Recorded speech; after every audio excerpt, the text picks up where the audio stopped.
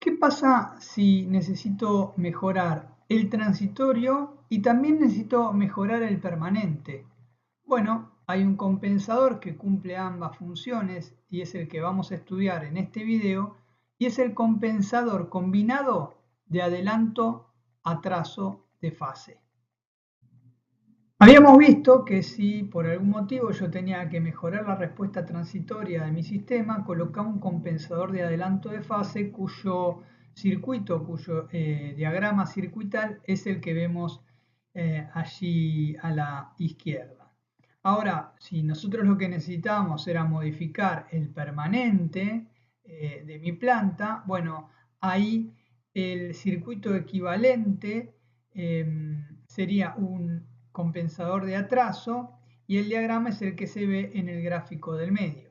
Ahora, ¿qué pasa si yo tengo que modificar por un lado el permanente y por el otro lado el transitorio?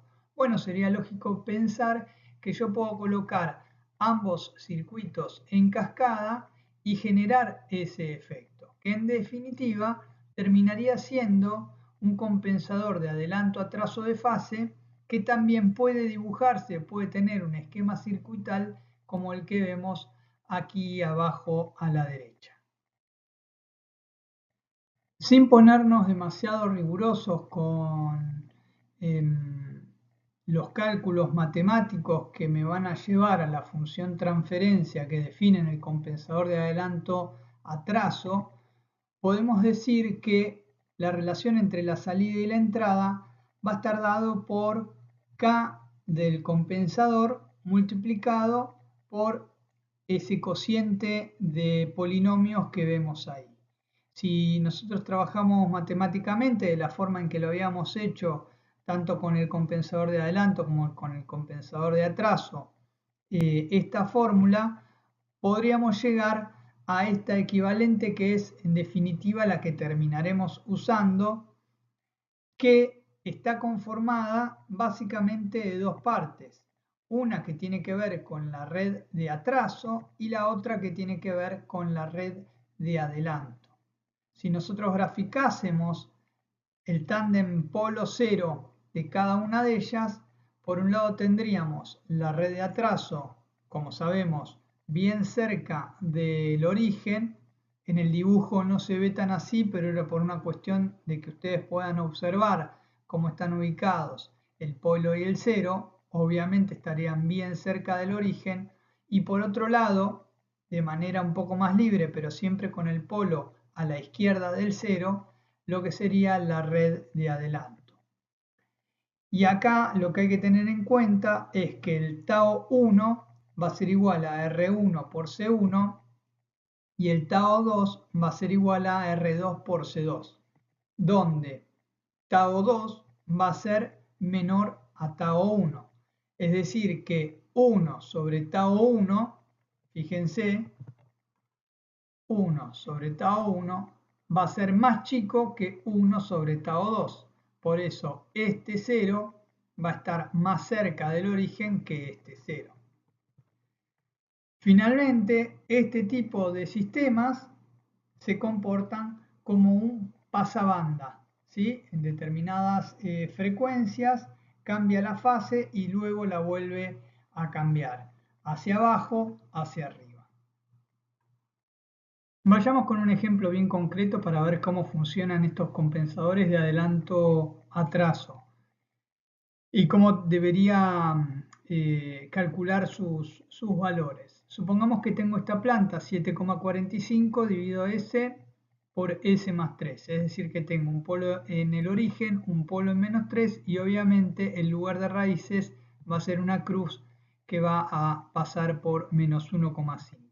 Y se me pide ajustar el sistema de manera que mis polos de lazo cerrado sean dominantes y cumplan las siguientes características. Que el factor de amortiguamiento sea igual a 0,55, esto que me está diciendo. Que el beta tiene que ser de 56,6 grados. Es decir, trazo una recta al punto requerido y es ahí donde voy a tener mis polos complejos conjugados. Menos 1,5 más menos J2,28.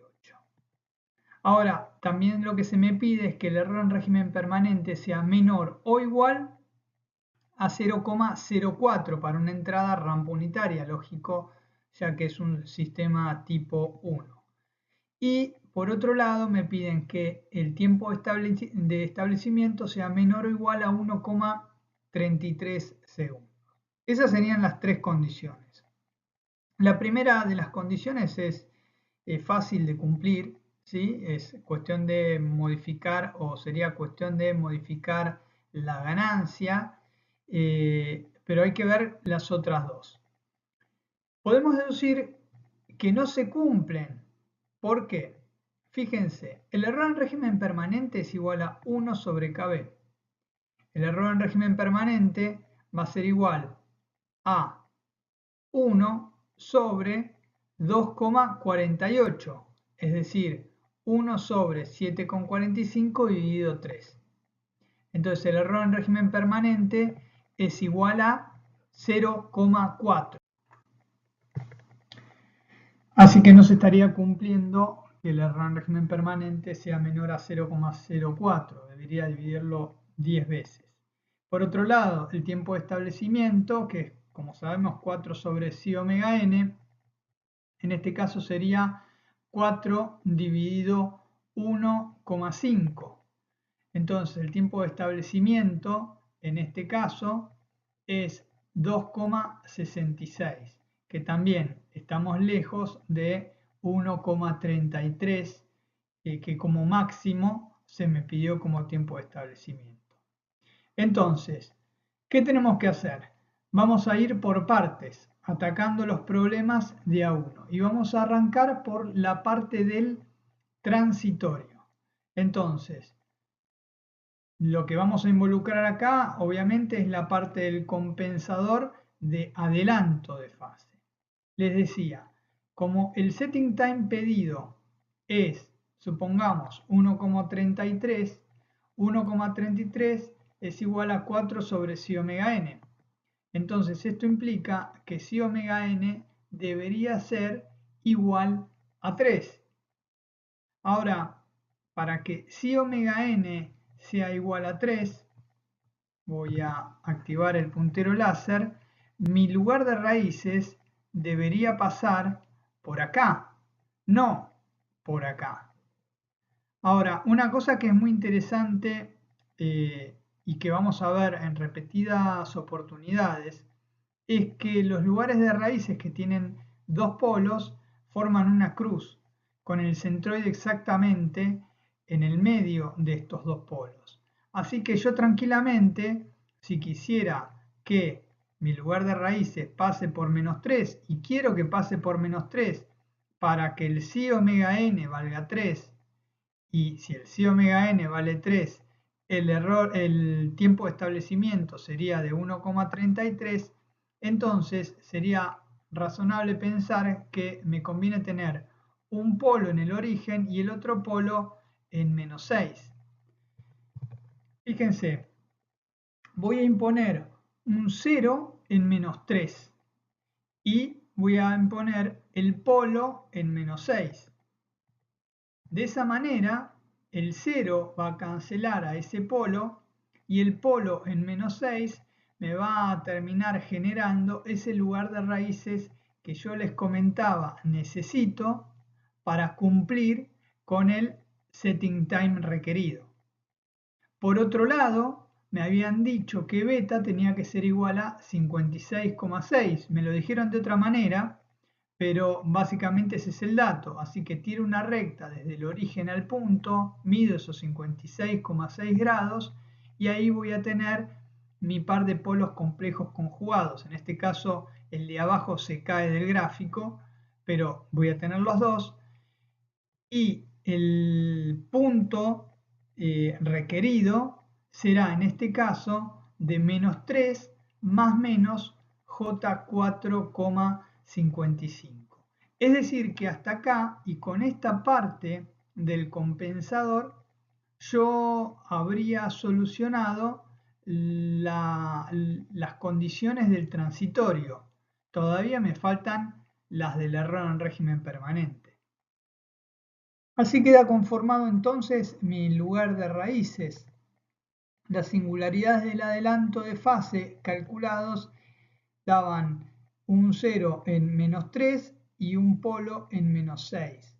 Tengan en cuenta que la elección tiene que ver con el dibujo del lugar de raíces, pero obviamente si entre -3, que es donde está el 0, y -6, que es donde está el polo, yo mido el ángulo, esa diferencia de ángulos justamente me va a dar la misma diferencia de ángulos que necesitaría para que los puntos que nosotros hemos seleccionado como polos complejos conjugados dominantes tengan en su condición de argumento, condición de fase, 180 grados.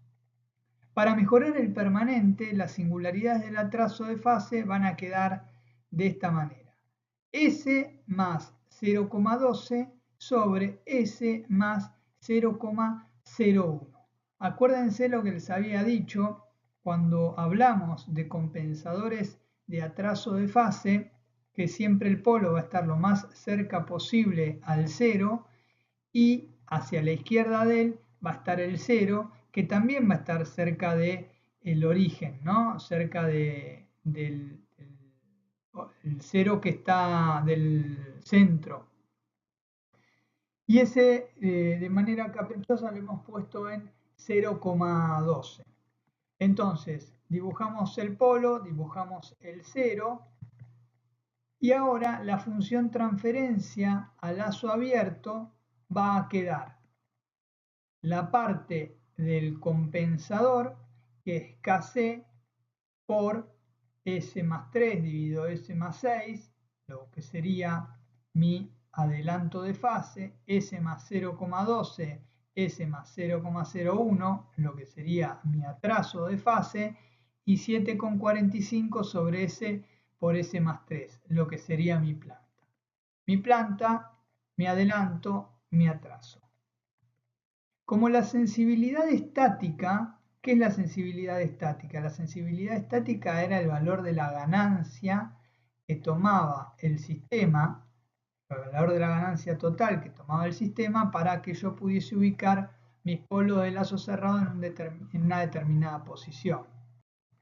Esa posición en mi caso es -3 más J4,55 y -3 menos J 4,55. Si yo calculo entonces la condición de módulo ahí, el valor que me va a dar es de 29,7. Así que, en definitiva, esos 29,7, ¿qué van a ser?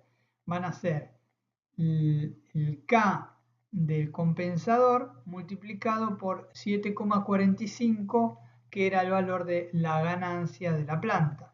De esta forma, el K del compensador debería ser igual a 4. Así que en definitiva, mi G asterisco, fíjense que la realimentación es unitaria, ahora va a estar compuesta o le vamos a agregar lo que faltaba, que es ese 4. Vamos a calcular entonces el error en régimen permanente. Si KB es el límite de S tendiendo a 0 de S por G asterisco de S, entonces KB va a valer 60. El error en régimen permanente de 1 sobre 60 me termina dando 0,016. Es decir, que estoy cumpliendo la condición impuesta para el error en régimen permanente. Y por otro lado, con el compensador de adelanto ya habían cumplido la condición impuesta para lo que es el régimen transitorio.